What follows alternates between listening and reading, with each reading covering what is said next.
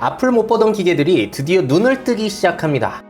과연 컴퓨터 비전 기술은 우리의 미래를 어떻게 바꾸어 놓을까요?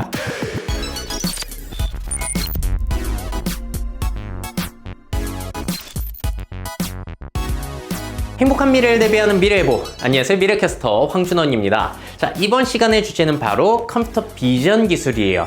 자, 컴퓨터 비전 기술이란 인공지능의 눈을 얘기해요. 한마디로 컴퓨터가 눈을 뜨게 된다면은 어떠한 일들이 가능해질지, 그런 것들을 사례들을 모아봤고요. 자, 그럼 미래를 상상해보는 아주 재미난 시간을 가지려고 합니다.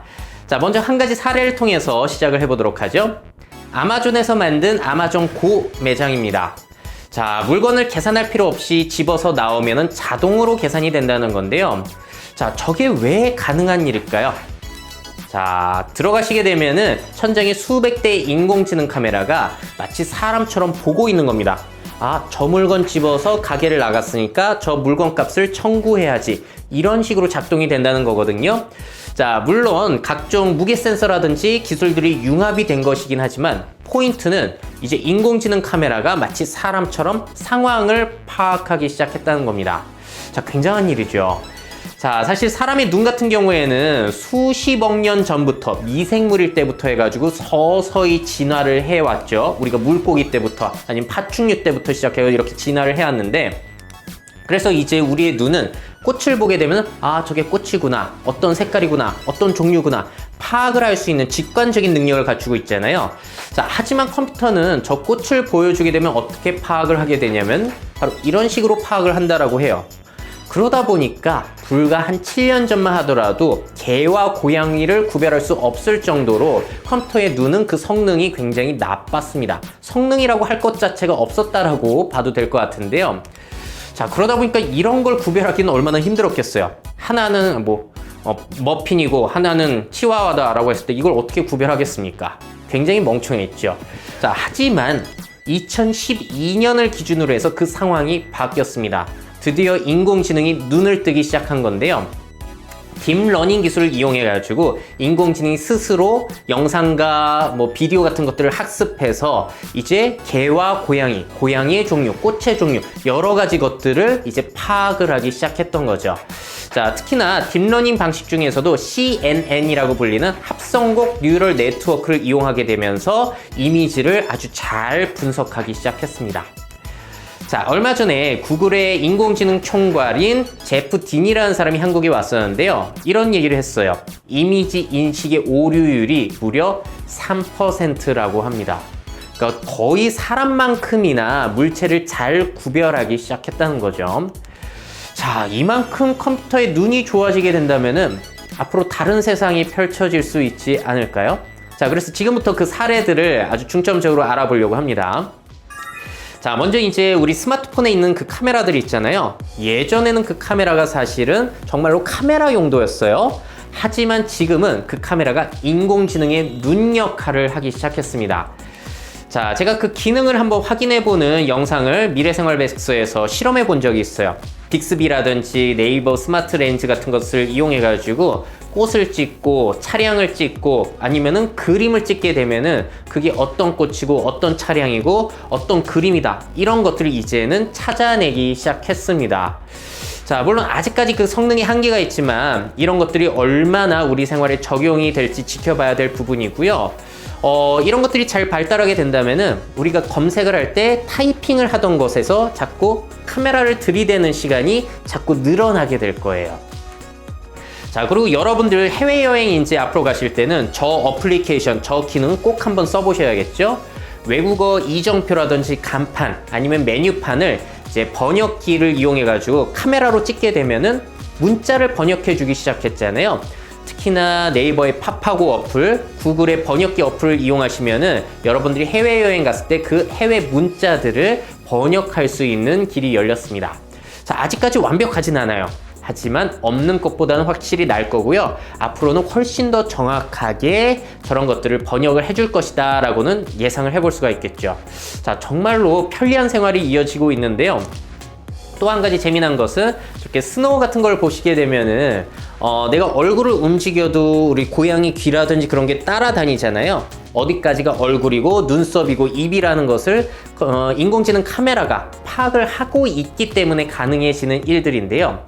저렇게 재밌게 놀 수 있는 기능이 생겨날 뿐만이 아니라 정말 실용적인 기능들이 많이 생겨나요. 저 어플리케이션은 애플에서 이용할 수 있는 모디페이스라는 어플이에요. 근데 가상으로 우리가 염색을 해볼 수가 있고요. 사진이 아니라 저렇게 영상으로 고개를 돌려보면서 마치 거울처럼 내 염색 모습을 확인할 수가 있습니다. 자, 저도 저걸 한번 해봤는데 너무 자연스럽게 돼서 놀랐어요.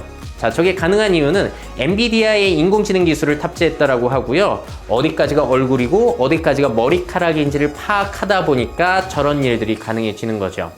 자, 괜히 염색 어울리지도 않는 색으로 했다가 돈을 날릴 수도 있으니까 염색하기 전에 꼭 한번 이용해 보셨으면 좋겠습니다. 자, 또 다른 AR 기술, 증강현실 기술의 사례를 보여드릴게요. 자, 이제는 인공지능의 눈이 공간의 깊이, 넓이를 파악하다 보니까 줄자처럼 활용할 수도 있죠. 자, 저거는 애플에서 공개한 영상들이고요. 우리 집에 저렇게 기타라든지 가구를 가상으로 배치를 해볼 수도 있고, 실제 테이블 위에 저런 가상의 나무를 올려두고 친구들과 슈팅 게임을 즐길 수도 있습니다.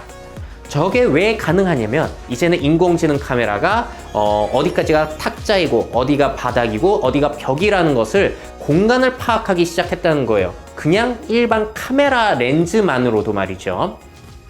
자, 그렇다면 이제 이런 컴퓨터 비전 기술을 적용한 수많은 어플리케이션들이 앞으로 쏟아져 나올 것이라고 예상을 해볼 수가 있습니다. 자, 한 가지 제가 떠오르는 거는 이런 거예요. 만약에 우리가 음식 사진을 딱 찍게 되면은 음식의 종류라든지 양을 파악해서 칼로리를 계산해 줄 수 있는 그런 어플리케이션 곧 나오지 않겠습니까?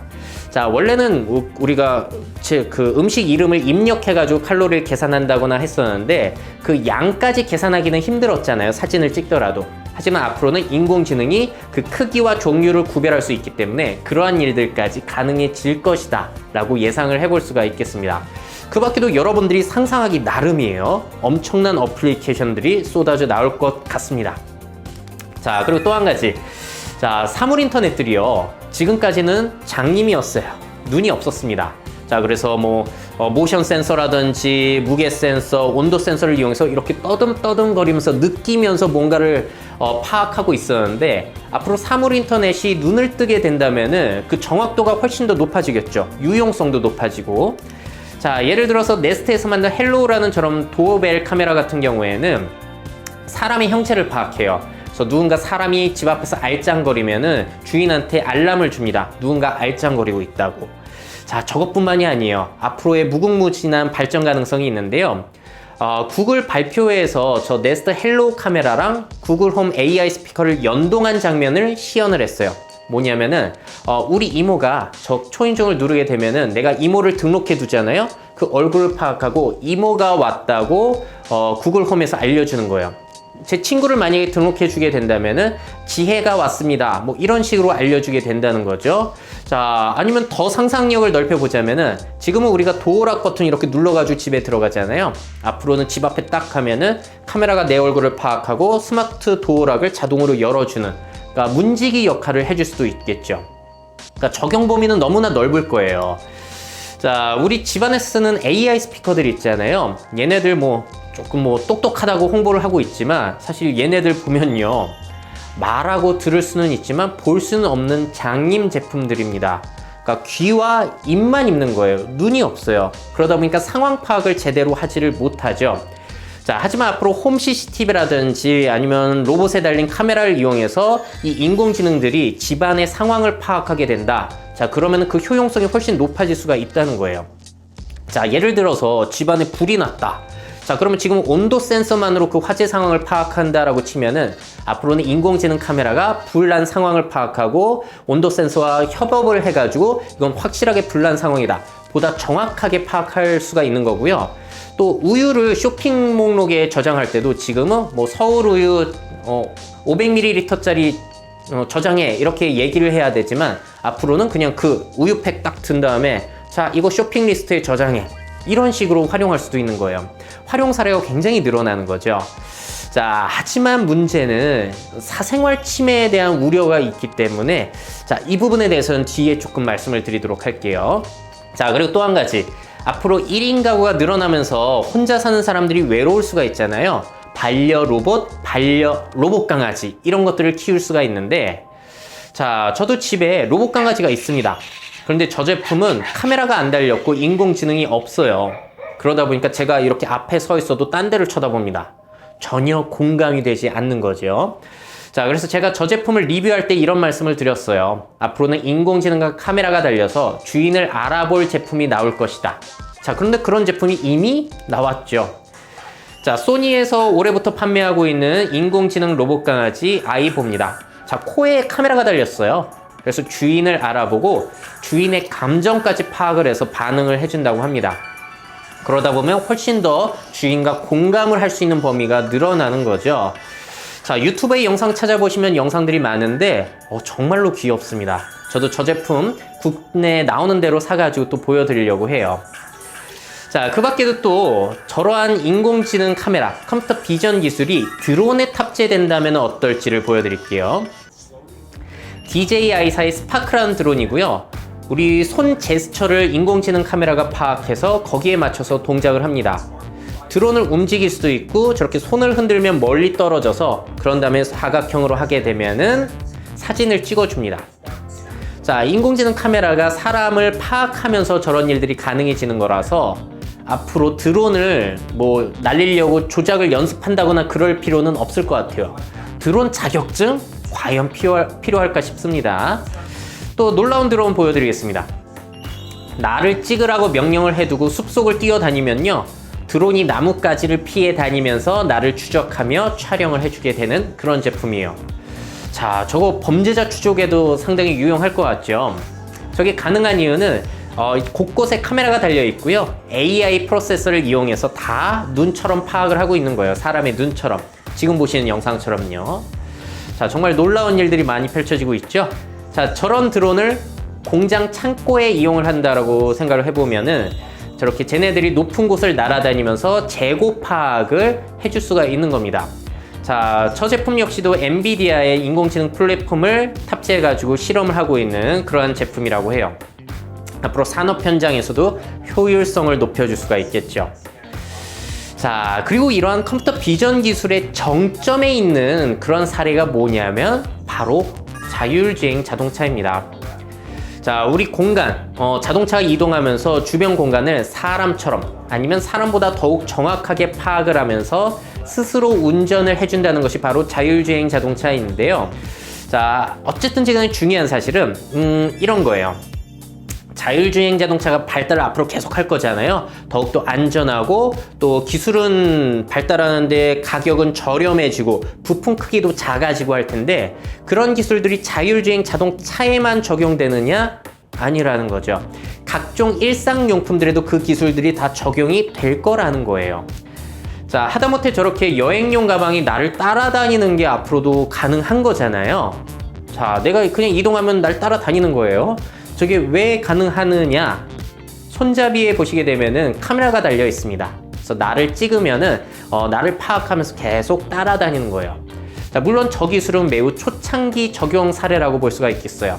앞으로 훨씬 더 정교해진 컴퓨터 비전 기술을 어떻게 활용할지는 다 여러분들이 상상하기 나름입니다. 자, 그런 자율주행 로봇의 사례 정리들은 제가 미래 예보 시간에 했으니까요. 궁금하신 분들은 찾아보시면 좋을 것 같고요. 또 다른 사례들 마지막으로 정리하면서 끝을 내보도록 할게요. 자, 먼저 구글 AI 총괄이 이런 얘기를 했어요. 헬스케어 산업에서 아주 중요한 역할을 할 것이다. 자, 실제로 우리가 MRI라든지 엑스레이 사진 같은 것을 찍게 되면은 사람이 그 사진을 보면서 저건 암인데 어떤 질병인데 파악을 하게 되잖아요. 하지만 그런 일들은 앞으로 AI가 훨씬 빠르게 해나갈 수 있는 가능성이 훨씬 높다라고 보고 있습니다. 자, 그러면서 의료의 효율성을 높일 수가 있는 건데요. 이게 왜 중요하냐면 우리 대한민국도 특히나 고령화 시대로 넘어가고 있습니다. 늙은 사람들이 많아지고 아픈 사람들이 늘어난다는 건데요. 상대적으로 젊은 사람들은 줄어들면서 의사의 숫자가 부족해요. 그렇기 때문에 인공지능을 활용한 자동 진료 시스템을 개발하지 않는다면은 많은 사람들이 혜택을 보기 힘들 수도 있겠고요. 진료받을 때 너무 많이 기다릴 수도 있어요. 자, 그리고 질병이 발생하고 나서가 아니라 초창기에 잡아야지만 의료 비용을 절약할 수가 있겠죠. 의료 비용이 막 커지게 되면 국가적으로 그 건강보험료 어떻게 다 감당하겠어요. 그래서 이러한 인공지능 헬스케어는 앞으로 정말로 중요한 역할을 할 것이다 라고 보고 있습니다. 자, 또 재미난 것은 고문서 번역 같은 거 있잖아요. 고대 문자라든지 조선왕조 실록 같은 것들도 AI를 이용하면 보다 빠르게 해석할 수가 있겠죠. 왜냐면 대조 속도가 사람보다 훨씬 빠르니까.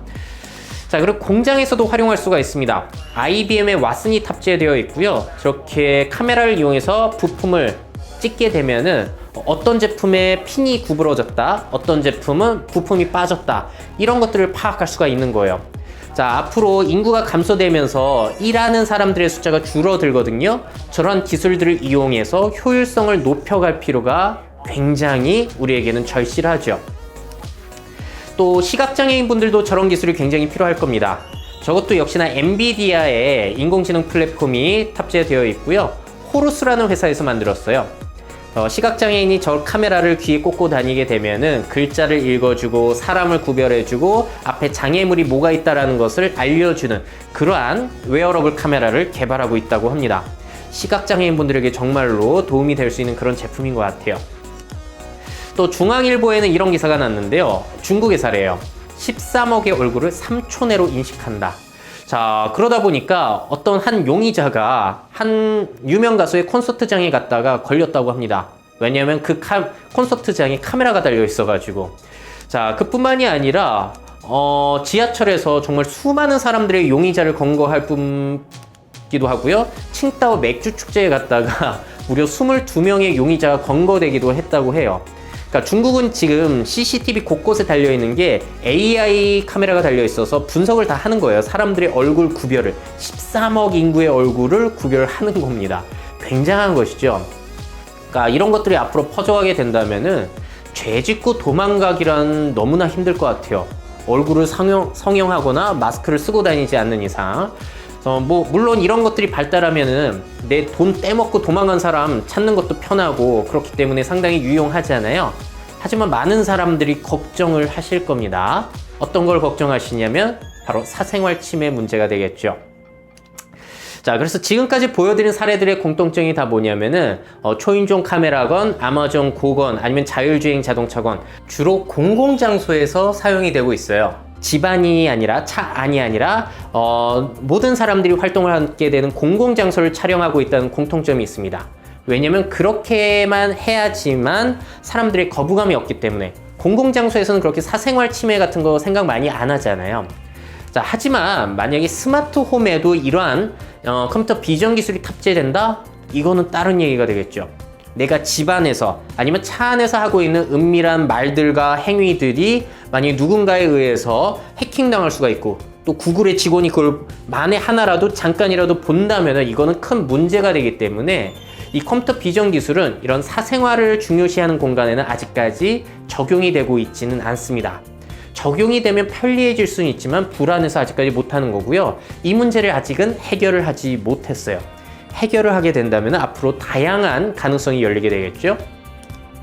자, 그래서 집안에서 우리가 사용하게 되는 컴퓨터 비전 기술들은 인터넷이 연결되지 않는 제품들이 출시되고 있습니다. 자, 구글에서 만든 구글 클립스라는 제품은 집안에 설치해 두게 되면은 우리 아이가 뭐 춤을 춘다든지 운다든지 활동을 하게 되면 그 모습을 캡처해서 중요한 순간만을 저장해 두는 그러한 카메라라고 해요. 자, 그런데 인터넷이 연결되어 있지 않고 저 안에 자체 AI 칩이 들어가 있어서 거기에서 다 해결을 한다고 합니다. 자, 그리고 저 카메라 같은 경우에는 라이디라고 하는데 차 안에 붙여두게 되면 내가 졸음운전을 할 때 그걸 파악해서 경고음을 주는 그러한 제품이에요. 마찬가지로 인터넷이 연결되어 있지 않아서 사생활 침해 문제가 없다라고 홍보를 하고 있습니다. 자, 하지만 아무래도 컴퓨터 비전 기술 같은 경우에는 인터넷상에 있는 클라우드상에 모여있는 수많은 데이터와 대조를 해야지만 자세한 것들을 파악할 수 있기 때문에 저런 제품들에는 한계가 분명히 존재해요. 자, 그래서 어떻게 사생활 인공지능의 보호까지 하면서 컴퓨터 비전 기술을 우리 일상생활에도 적용할 수 있을지 여기에 대한 연구가 앞으로도 많이 이루어질 것이라고 우리가 예상을 해볼 수가 있겠습니다. 자, 이렇게까지 해가지고 컴퓨터 비전 기술, 컴퓨터가 눈을 떴을 때 어떠한 일들이 펼쳐지게 될지 말씀을 드렸는데 정말 새로운 세상이 앞으로 펼쳐질 것이라고 예상을 하실 수가 있으실 거예요. 그리고 여러분들은 이것을 기회로 생각하셔가지고 이 사업에 참여하실 수 있는 그러한 기회가 또 생겨날 수가 있겠죠. 자, 여러분들은 이 컴퓨터 비전 기술을 어디에 적용해 보고 싶으신지 한번 댓글 남겨주시면 상당히 고마울 것 같습니다. 자, 그럼 오늘 얘기는 여기까지 해서 마무리하도록 하겠고요. 자, 그럼 다음 시간에도 좋은 정보와 영감을 드릴 수 있는 소식을 가지고 찾아뵙도록 할게요. 자, 여러분들 최고의 미래를 상상하시고요. 그 미래를 직접 만들어 가시기를 바라겠습니다.